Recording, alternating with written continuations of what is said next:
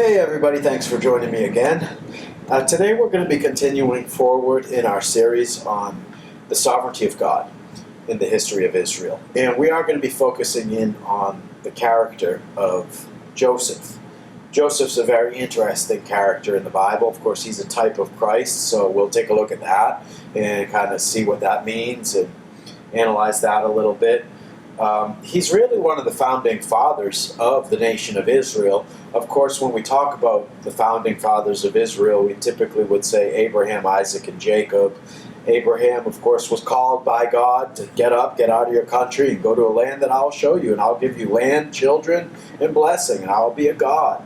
And, of course, Abraham did that. He obeyed God. He was called by God. He was chosen of God. He's the father of the nation of Israel. Of course, he had two children. And he had his firstborn son, Ishmael. And, of course, God came to Abraham and said, your wife Sarah is going to conceive and you're going to have another child and you're going to name him Isaac and I'm going to establish my covenant with him.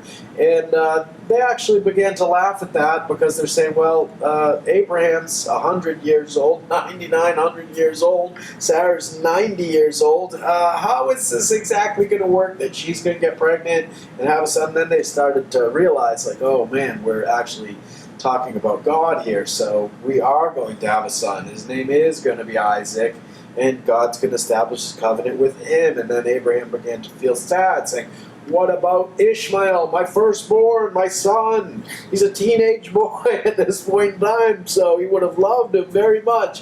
So he cries out to God. And the Bible says, with respect to Ishmael, God heard his cry and said, 12 princes shall he beget. And I'll make of him a great nation. But in Isaac shall thy seed be called. So the covenant will continue through Isaac, and Ishmael is passed over. So that's another, these are good examples of election from the very first pages of the Bible in the book of Genesis. And of course, Isaac has two children as well. When they're in the womb, they're twin brothers, Esau and Jacob. And then when we get into Romans 9, 11 through 13, it says, for the children, having not yet been born, neither having done any good or evil, that the purpose of God according to election might stand, not of works, but of him that calleth. It was said unto her, the elder shall serve the younger. As it is written, Jacob have I loved, Esau have I hated. So Jacob gets the covenant. His name was actually changed in Genesis chapter 32 to Israel. Israel. And so Israel, Jacob, wound up having 12 children. They will go on to become the 12 tribes of Israel whenever they get into the promised land and divide up the land that way. But now we're starting to get ahead of ourselves because we're leaving out a big chunk of the story. And that's the story of Joseph. So Joseph is the 11th son born to Israel, or Jacob. Second to last. Only Benjamin came after him. And so he becomes his father's favorite son. Of course, his firstborn, Reuben, was unstable as water, and he slept with what would have been his stepmom, I guess, one of his father's wives. So, he got passed over. Normally, the firstborn would be given authority. He'd get a double portion of inheritance. He'd get a priesthood, be his father's favorite son, all this stuff. Well, that was passed over in the case of Reuben, and it fell on Joseph. And when he was just a young man of about 17 years old, he is actually given what was called the coat of authority. This was a long-sleeved coat that went all the way down. It was a robe that went all the way down to his ankles. It's translated as a coat of many colors. We're going to take a look at that. We're going to begin looking at the text here in Genesis chapter 37. And I'll just go ahead and begin reading in verse 3. And it says, now Israel loved Joseph more than all his children, because he was a son of his old age, and he made him a coat of many colors. So there again, we'll focus in on that word colors. And you can see here from the Brown Driver and Briggs Hebrew Dictionary, it says flat of the hand or foot, palm or sole.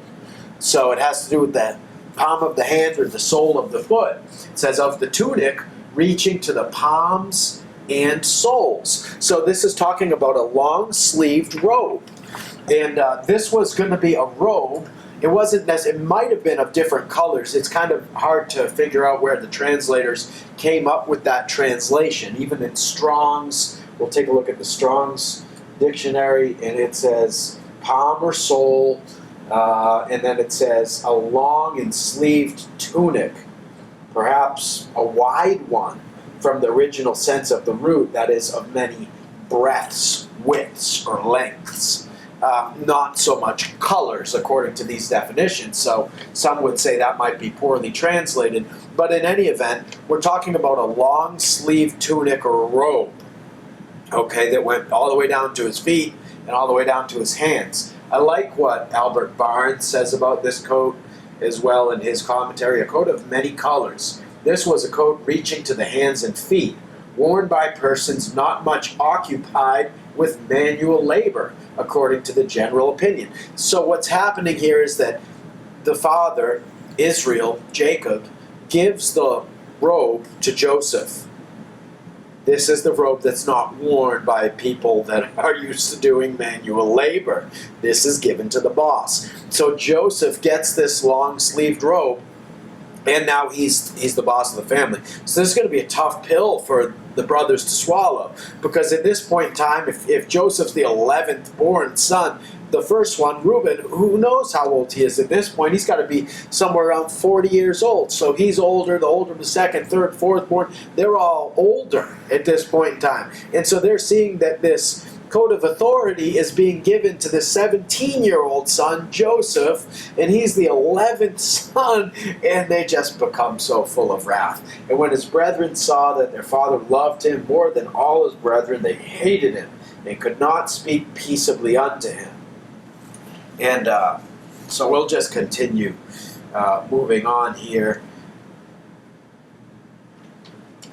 And we'll pick up the text again in verse 5.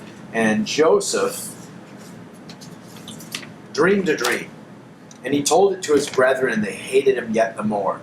And he said unto them, Hear, I pray you, this dream which I have dreamed. For behold, we were binding sheaves in the field, and lo, my sheaf arose, and also stood upright, and behold, your sheaf stood round about, and made obeisance to my sheaf. And his brethren said to him, Shalt thou indeed reign over us? Or shalt thou indeed have dominion over us? And they hated him yet the more for his dreams, and for his words. And he dreamed yet another dream, and told it to his brethren, and said, Behold, I have dreamed a dream more.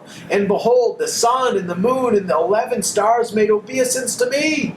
And he told it to his father and to his brethren, and his father rebuked him, and said unto him, What is this dream that thou hast dreamed? Shall I and thy mother and thy brethren indeed come to bow down ourselves to thee, to the earth? And his brethren envied him, but his father observed the sayings. It's kind of funny if you look in on that word observed there. Let's select that one. To keep, guard, observe, give heed, to keep, to have charge of.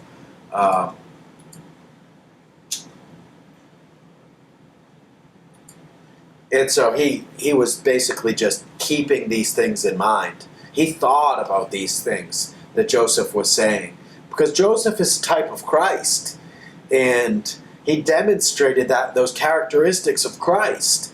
And this is why, part of the reason why he was his father's favorite. His father recognized something in him. There was something different about Joseph, and that is that the Lord was with Joseph no matter where he goes. In this upcoming story that we're about to see, the life of Joseph is very interesting.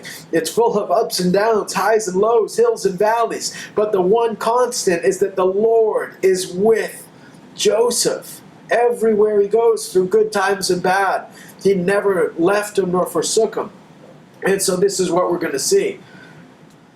And so Joseph has these dreams, and his brothers are just so jealous of him, and the father's thinking about these things. He knows there's something different about Joseph, but he doesn't know what to make of these dreams, and they're all, what is up with this? And then one day, the father comes along and says, Joseph, why don't you go out and check on your brothers? They're out working in the field. So he struts out there, and he goes out in the field, and just imagine the 17-year-old kid. He's got the coat of authority on, long sleeve robe, and he goes out there, and his brothers see him from afar off, and they're like, look at this guy. Look at this dreamer. Let's kill him and throw him in this ditch over here. Let's find some ditch over here, throw him in this pit, and that'll be the end of it. We'll see what happens with his dreams, right? And they hated him. They were so jealous of him, and he was their father's favorite. And we'll pick up the text again over here in verse 18, and this will begin to kind of pick up right from there after Joseph's dreams. And it says, when they saw him afar off, even before he came near unto them, they conspired against him to slay him. And they said one to another, behold, this dreamer cometh. Come now, therefore, and let us slay him, and cast him into some pit, and we will say, some evil beast hath devoured him. We shall see what will become of his dreams. They're starting to get heated over here now. And Reuben heard it, and he delivered him out of their hands and said, let us not kill him. Finally, Reuben is unstable as water. Some days he has good days, some days he has bad. On this one, he said, listen, guys, we do not want to do this. Our father will die if he finds out that Joseph has been killed. Let's not kill Joseph. And Reuben said unto them, shed no blood, but cast him into this pit that is in the wilderness, and lay no hand upon him, that he might rid him out of their hands, to deliver him to his father again. And it came to pass, when Joseph was come unto his brethren, that they stripped Joseph out of his coat of many colors that was on him, the coat of authority, that long sleeve robe that he had. And they took him and cast him into a pit, and the pit was empty, and there was no water in it. They sat down to eat bread, and they lifted up their eyes and looked, and behold, a company of Ishmaelites came from Gilead with their camels, bearing spicery and balm and myrrh, going to carry it down to Egypt. And Judah said unto his brethren, what profit is it if we slay our brother and conceal his blood? Come and let us sell him to the Ishmaelites, and let not our hand be upon him, for he is our brother and our flesh. And his brethren were content. Then there passed by Midianites merchantmen, and they drew and lifted up Joseph out of the pit, and sold Joseph to the Ishmaelites for 20 pieces of silver. And they brought Joseph into Egypt. So this is where now the course of history kind of changes. And so Joseph is sold into slavery, and he's brought over to Egypt by this group of Ishmaelites.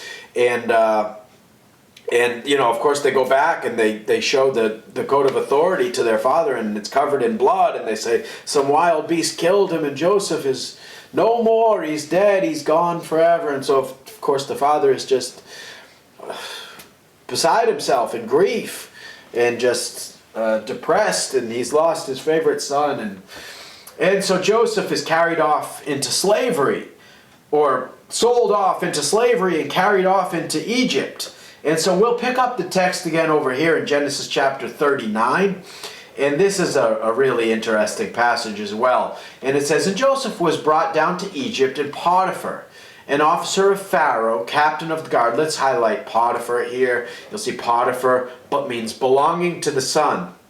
An officer of Pharaoh, chief of the executioners, and the master to whom Joseph was sold as a slave. So that's who Potiphar is, an officer of the Pharaoh, captain of the guard, an executioner, an Egyptian, bought him of the hands of the Ishmaelites, which had brought him down thither. And the Lord was with Joseph, and he was a prosperous man, and he was in the house of his master the Egyptian.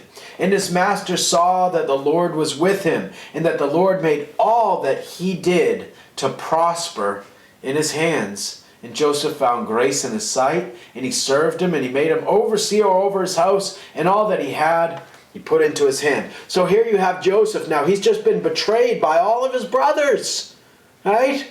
They just sold him on. They were ready to kill him. They hated him because he got the reward of the Father. He got the coat of authority. He was going to be the boss. He was the Father's favorite. He was going to get the double portion of inheritance and everything. And so they just couldn't handle it. They said, let's see what becomes of his dreams, right? When we kill him and throw him in this ditch, or let's sell him off to these Ishmaelites. So now he's sold off into slavery, goes over, and now he's in Egypt. And just imagine if you were in this position. But look, everything he touches prospers. Okay? This isn't some guy that's just crying and whining and just so distressed and depressed and, oh, what am I going to do? And, oh, poor me, and this is so hard and I don't deserve this, and just whining and crying. No. Look at the spirituality of Joseph. All right? What a giant. Here's everyone, no matter, I mean, even in these worst circumstances that you could possibly imagine, people are looking at him and saying, there's something about this guy. You wouldn't even know that he was in the worst circumstances that anyone could be in life, right? This guy, everything he touches prospers. God is with him because the Lord was with Joseph.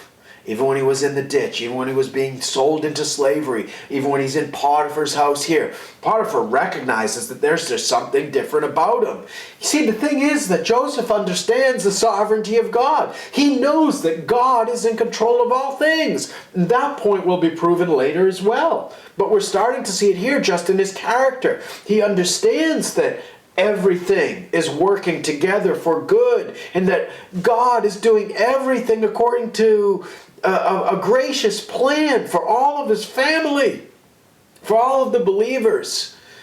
And so he can rest in that, even when most people would not be able to rest.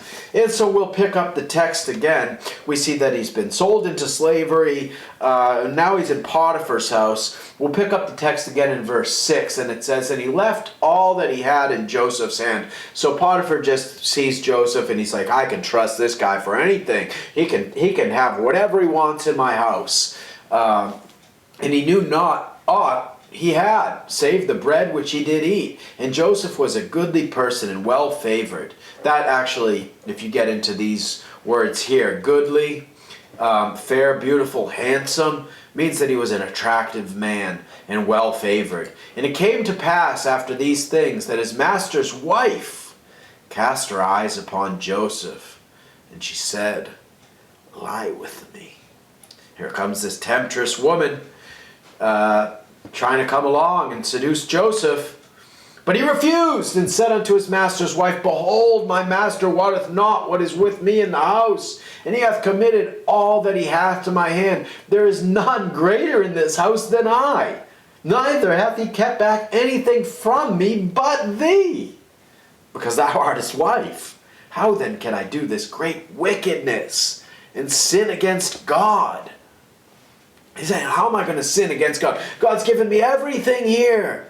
So hasn't your husband? He said, you can have everything in my house except my wife. And now here you come and you want me to do this? What do you think I am, crazy? I'm not going to do this. Joseph wasn't about to do that. Joseph is a good man. He's a godly man. The Lord was with him. And it came to pass, as she spake to Joseph day by day, that he hearkened not unto her to lie by her or to be with her. And she just kept going. Very persistent woman, huh? She just kept after him day after day after day. And it came to pass about this time that Joseph went into the house to do his business, and there was none of the men of the house there within. And she caught him by his garment, saying, lie with me. And he left his garment in her hand and fled and got him out of there. He's like, I'm out of here. This is it. She's just ripping my clothes off now. Whew.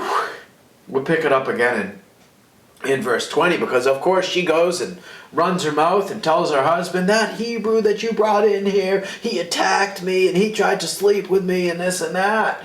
And Joseph's master took him and put him into the prison, a place where the king's prisoners were bound, and he was there in the prison.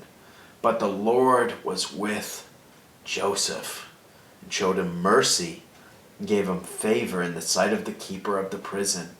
And the keeper of the prison committed to Joseph's hands all the prisoners that were in the prison. And whatsoever they did there, he was the doer of it. The keeper of the prison looked not to anything that was under his hand, because the Lord was with him. In that which he did, the Lord made it to prosper. So now here we have it again. Potiphar's wife comes along. She's trying to seduce Joseph. She's putting the moves on him. She's doing all this stuff, trying to tempt him. He says, no, I'm not going to do this. Day after day after day, she continues. He continuously says no until she rips his clothes off of him and says to her husband later when he gets home, that Hebrew came on to me. Look, I've got his clothing. He did this. So now he's thrown into jail. And as soon as he gets into jail, what happens? They notice. There's something different about this guy. The Spirit of God was in Joseph. He was at peace. Even when people around him were doing him wrong, falsely accusing him of all these things. And not only that, but being successful in their attempts to destroy him. He was sold into slavery, betrayed by his brothers. Now here he is, put in jail. Right? Potiphar sent him to jail because of his lying wife. And so now here he is in jail, and the people there, the warden gives him control. He says, I don't even need to worry about this. Joseph's got it all under control. And so we turn over now to Genesis chapter 40 and verse 9. So as Joseph's in the jail here, he begins to meet a couple of people. Primarily meets the Pharaoh's butler and his baker. And both these guys, you know, what happened was Pharaoh got fed up with all of his servants and winds up throwing these guys into jail. And now they're in there and they're going, oh my goodness, what's going to go on? They wind up having these dreams. And they tell the dreams to Joseph. And that's what we're going to read about now. Joseph interprets the dreams and the story takes another twist. And so we'll begin with the butler's dream, which is in Genesis chapter 40, verse 9. And the chief butler told his dream to Joseph and said to him, in my dream, behold, a vine was before me. And in the vine were 3 branches, and it was as though it budded, and her blossoms shot forth, and the clusters thereof brought forth ripe grapes, and Pharaoh's cup was in my hand. And I took the grapes, and pressed them into Pharaoh's cup, and I gave the cup into Pharaoh's hand. And Joseph said unto him, this is the interpretation of it. The 3 branches are 3 days. Yet within 3 days shall Pharaoh lift up thine head, and restore thee unto thy place. And thou shalt deliver Pharaoh's cup into his hand, after the former manner, when thou wast his butler. And so, of course, he interprets the dream, and it comes to pass, and he says to the butler, but now listen, when you get out of there, you make sure to remember me. You tell Pharaoh that there's this guy in there. He didn't do anything wrong. He's a great guy. They've put him in charge of the prison. Everything he touches prospers. And he can interpret dreams. And he doesn't belong in there. Let's get him out of there. But no.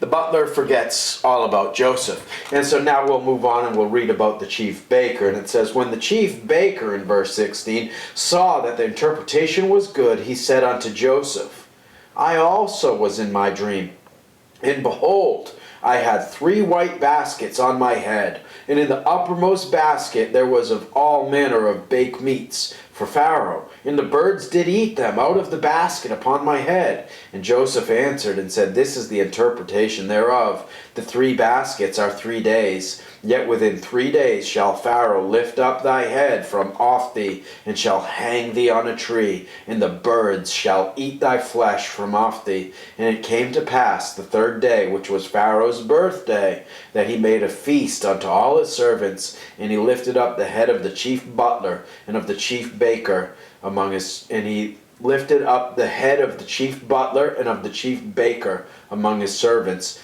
And he restored the chief butler unto his butlership again, and he gave the cup into Pharaoh's hand. But he hanged the chief baker, as Joseph had interpreted to them. Yet did not the chief butler remember Joseph, but forgot him. So, the chief butler didn't say anything. And then, time passes and everyone carries on with their lives, and then at a later date, Pharaoh has these dreams, and he calls for everyone to come along and interpret the dreams. Of course, there's no one that can give the interpretation to the dream. So at this point, the butler, the cupbearer, winds up remembering Joseph and says, I can't believe this. I was supposed to say something about this guy. He's shackled up there in the prison. Actually, he's more like the warden of the prison, because everything that he does prospers because the Lord is with him. So the warden's given him control of the prison, and he can interpret dreams. And so then the Pharaoh says, well, let's get him over here. And so they call for Joseph. So we'll just begin to read this text here in chapter 41 and verse 1 of the book of Genesis. And it says, and it came to pass at the end of 2 full years that Pharaoh dreamed. And behold, he stood by the river.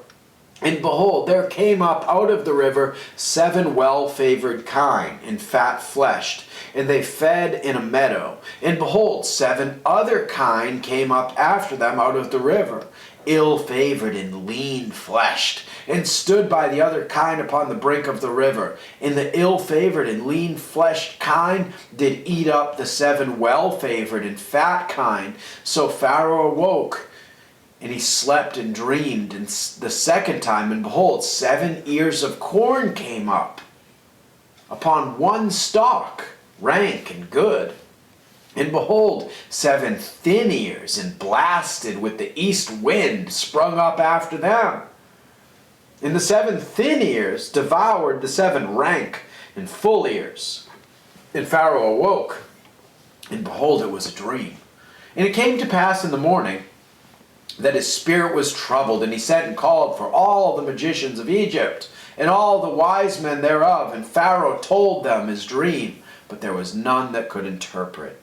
Okay, and so then we'll pick up the text here in verse 14. And in 14 it says, then Pharaoh sent and called Joseph, and they brought him hastily out of the dungeon, and he shaved himself and changed his raiment and came in unto Pharaoh. And now we'll pick up the text, and the interpretation comes around over here in verse 25. And it says, and Joseph said unto Pharaoh, the dream of Pharaoh is one. God hath showed Pharaoh what he is about to do. The 7 good kine are 7 years, and the 7 good ears of corn are 7 years. The dream is one. And the 7 thin and ill-favored kine that came up after them are 7 years. And the 7 empty ears of corn blasted with the east wind shall be 7 years of famine. This is the thing which I have spoken unto Pharaoh. What God is about to do, he showeth unto Pharaoh. Behold, there come 7 years of great plenty throughout all the land of Egypt, and there shall arise after them 7 years of famine. And all the plenty shall be forgotten in the land of Egypt, and the famine shall consume the land. So he goes on and tells them that he should hire a man to take care of it. Stockpile food and store stuff in their storehouses, so that while they're in the good 7 years, they'll be prepared for the 7 years after. He says, now therefore, let Pharaoh, in verse 33, look out a man discreet and wise, and set him over the land of Egypt. And so who do you think? Who do you think Pharaoh picks? And of course he picks Joseph. And Joseph becomes the second in command over all the land of Egypt. Only Pharaoh had more power than Joseph. Joseph was Pharaoh's right-hand man. So we'll scroll down to verse 38 here. And it's going to talk about, we'll pick it up in 37. It's talking about Joseph's rise to power. And the thing was good in the eyes of Pharaoh and in the eyes of all his servants. And Pharaoh said unto his servants, can we find such a one as this? A man in whom the Spirit of God is? You see this? The Lord is with Joseph everywhere he goes. And now he's before the king, the Pharaoh, the king of Egypt. And Pharaoh notices something about it. He says, we're never going to find another man like this in whom the Spirit of God is. He's over here interpreting dreams, and they're coming to pass. And just look at him. This is unbelievable. A man of such good character and testimony. And Pharaoh said unto Joseph, forasmuch as God hath showed thee all this, There's none so discreet and wise as thou art. Thou shalt be over my house, and according unto thy word shall all my people be ruled. Only in the throne will I be greater than you. And Pharaoh said unto Joseph, See, I have set thee over all the land of Egypt. And Pharaoh took off his ring from his hand and put it upon Joseph's hand, and arrayed him in vestures of fine linen, put a gold chain about his neck, and made him to ride in the second chariot which he had. And they cried before him, Bow the knee, and he made him ruler over all the land of Egypt. So the Lord was with Joseph. So now we're going to turn over a little bit to Genesis chapter 45. And so what happens is that there comes a famine. Okay, there's a famine in the land of Canaan where Joseph's family is. Now Joseph has ascended to the throne. He's second in command in all of Egypt. Only Pharaoh has more power than Joseph. And Joseph's the one calling all the shots. He's doing everything. And so there's a famine that comes to the land of Canaan, and the very brothers that sold him into slavery now come on over, and they're looking for food. And so they come to they come to Egypt, and they find Joseph. Of course, they don't recognize him, because at this point in time, now Joseph's like 30 years old. So they haven't seen him in a while. Since he was like 17, they sold him off into slavery, and he was brought over into Egypt by the Ishmaelites and all that. So now here he is. He's reestablished. He's the ruler over all of Egypt, and he's in complete command, and they come upon him. They don't even recognize him. They don't even recognize him. And he starts to question them, and he says, who are you? Where are you from? And, who's in your family? And, they tell him about a little brother, and he says, well, all right, go on back now and bring me this little brother that you speak of. And so they go on back home, and they come back, and they bring the little brother, and then he says to them, well, all right, well, now you've brought me this little brother. Well, he's going to have to stay here with me. You guys go on back to your father. And they're like, no, we can't return, because Jacob did not want to let Benjamin go. He said, no, we can't. You guys can't take Benjamin. If he dies, I'm dead. That would be Joseph and Benjamin, the two sons of my old age, my favorite sons, both gone. I can't handle it. It's too much to bear. They're now saying, no, listen, sir, my Lord, you can't do this to us. We can't go back to our father without Benjamin, without the 12th son, without the baby of the family. They're going, no way, we can't do it. And Joseph reveals himself to his brothers. And this is what we're going to see here now as we pick up the text again.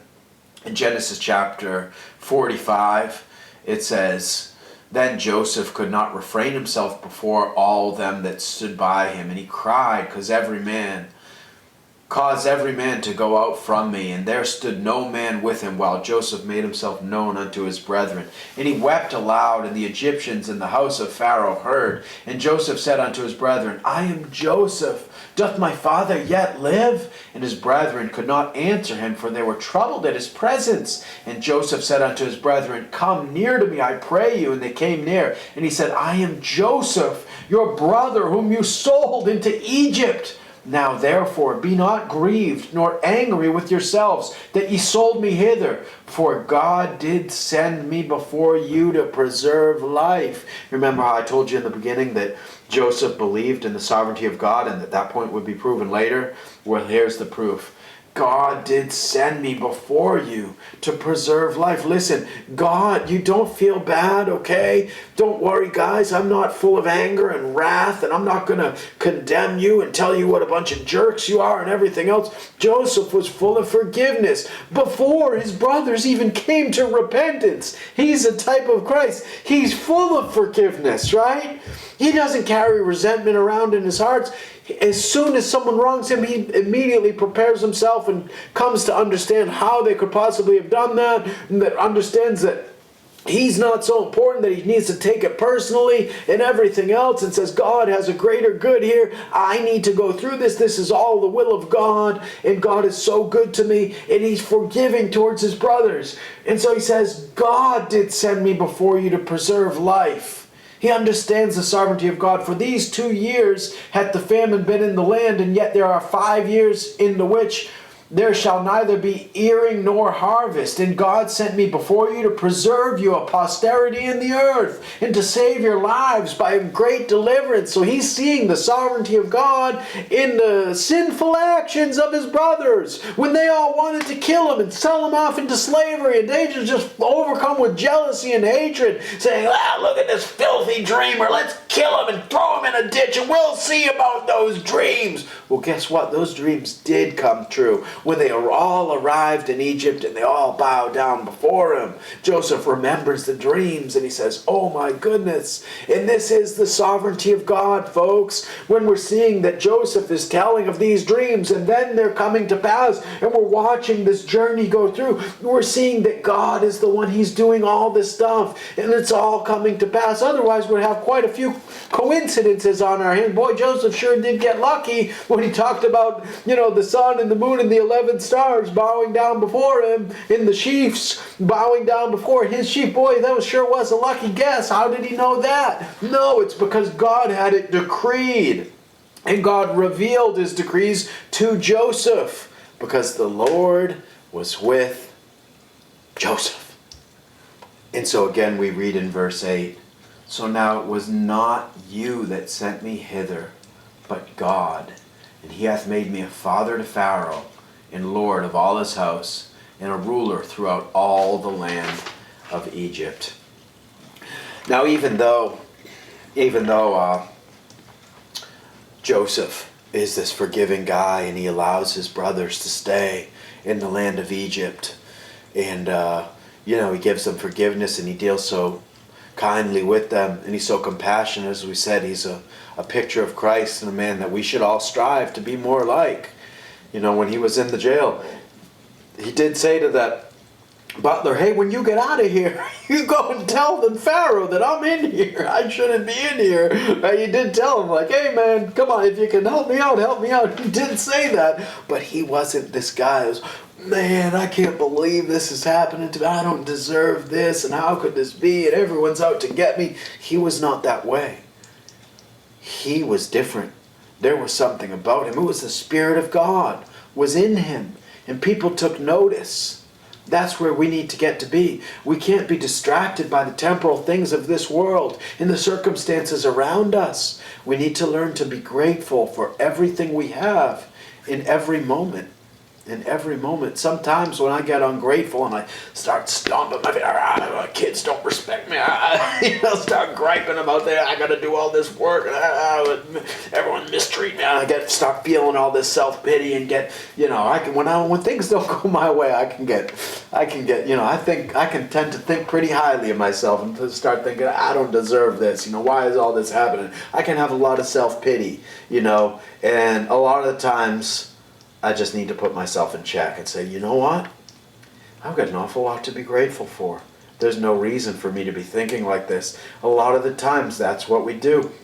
We forget about the sovereignty of God. We forget that we've been adopted into the family of God and given this newness of life. We're made new creatures in Christ, and we have this whole new mission. And my life doesn't work. My will, that's what gets me in all my problems, right? That's what I had to come to a point in life where my will got me into so much trouble, and me trying to, do everything wound up putting me in a jail cell, and I had to call out to God and say, please help me. And then the grace of God comes into my life, and he starts working in my life, and I get this family, and I get this whole new purpose for living, and I get ministry, and I get all these benefits of living for life, living my life in Christ, for being a believer, and I've been rewarded with this unbelievable life. But there's these times when I want to take my will back, when I no longer want to let go of the wheel, when I want to say, you know what, I want to control things again for a while. There's just these times that happen when I forget that it's not about me. It's not about me getting my way. It's not about me controlling things. It's about me taking my hands off the wheel and allowing God to do as he wants. Sometimes I can get sidetracked by money, by my finances, by whatever it is that I want to do. Feelings of insecurity, all these different things can overwhelm me and dictate my actions. They'll cause me to act in certain ways, and I need to check that and say, no, don't do that. Don't live in these fears.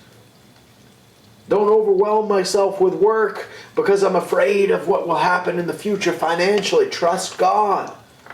Don't work excessive amount of hours so that I can have money and I can feel this sense of security, stability, and be at peace. No, God could take that away in the snap of a finger, right?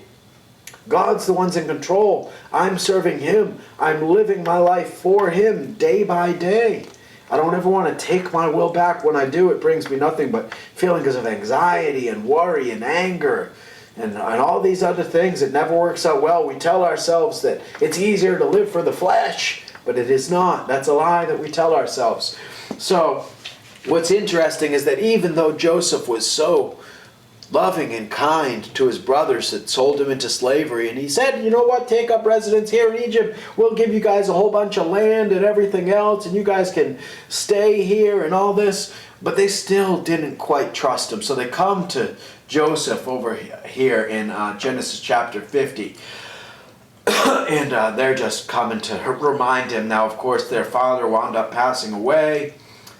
Israel or Jacob did pass away, and so they come over to Joseph, and they sent a messenger unto Joseph, saying, thy father did command before he died, saying, so shall ye say unto Joseph, forgive, I pray thee now, the trespass of thy brethren and their sins, for they did unto thee evil. And now we pray thee, forgive the trespass of the servants of the God of thy father. And Joseph wept when they spake unto him, saying, really, guys? I've already forgiven you. You're telling me because now my father's died, you think I'm going to turn and do you wrong, do evil to you? And his brethren also went and fell down before his face, and they said, behold, we be thy servants. And Joseph said unto them, fear not, for am I in the place of God? But as for you, ye thought evil against me, but God meant it unto good, to bring to pass, as it is this day, to save much people alive. Now therefore fear ye not. I will nourish you and your little ones. And he comforted them, and spake kindly unto them. And so, you see here how it all started with the evil actions of Joseph's brothers. They wanted to kill him. They wanted to kill him and throw him in the ditch and leave him there to die. Then some of them started being like, maybe this isn't a great idea. Let's sell him into slavery. Just like Jesus was sold for 30 pieces of silver. Joseph was sold for 20 pieces of silver.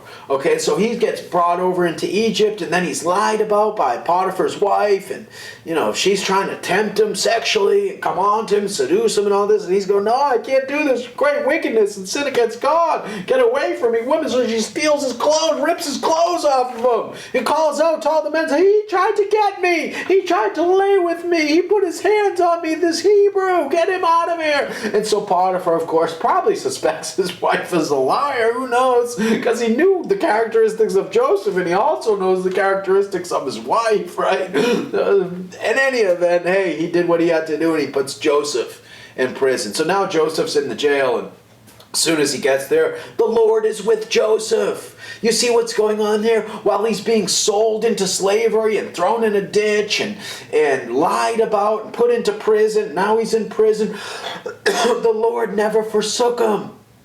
The Lord stayed right there with him, and everything he put his hand to do, it prospered. And Joseph never worried about the future, was never looking back on the past, was staying in the present, and was living the spiritual life. And he was content and happy, and everyone noticed that God was with him, and that everything that he did prospered. And people would come to him, and they'd notice something different within him, which was the Spirit of God. And all of these things had to come to pass. He had to be sold into slavery. He had to be put into that dungeon, that jail cell, that prison, so that he could meet all these people, so that he could interpret the baker's dreams and the butler's dreams, so that he could get brought in front of Pharaoh, so that he could then interpret Pharaoh's dreams You can't have it to where it just by chance happened that he was going to get there. God had decreed all of these events, and they all had to come to pass so that he could get there in Pharaoh's house, obtain rule, leadership, authority over all of Egypt, so that when his family comes looking for food and shelter, he'll be there and say, here you are. God did this to Joseph, not the brothers. Right? That's the point. For a gracious purpose, to save much people alive, so that when his family comes looking for help in times of famine, they'll be provided for. Now, of course, Joseph dies, and so doesn't that whole generation, and the Pharaoh that knew Joseph and loved him, and another Pharaoh rose up, and after so many years had gone by, he begins to look at all these Hebrews and says, what's going on here? Who are all these Hebrews, and why are they in our land? He says, this is a threat to us. Look at all these people. They could turn and attack us. And so he begins to enslave the Hebrews, and they began to live as slaves in Egypt after Joseph for 400 years. And so that is kind of a look at the story of Joseph. And again, one of the things to me that's just of the utmost importance and so interesting is to see how God is working in the background throughout this whole story, and to understand the sovereignty of God in the life of Joseph. Hope this message has been a blessing to everybody. Thanks for tuning in. We'll see you the next time.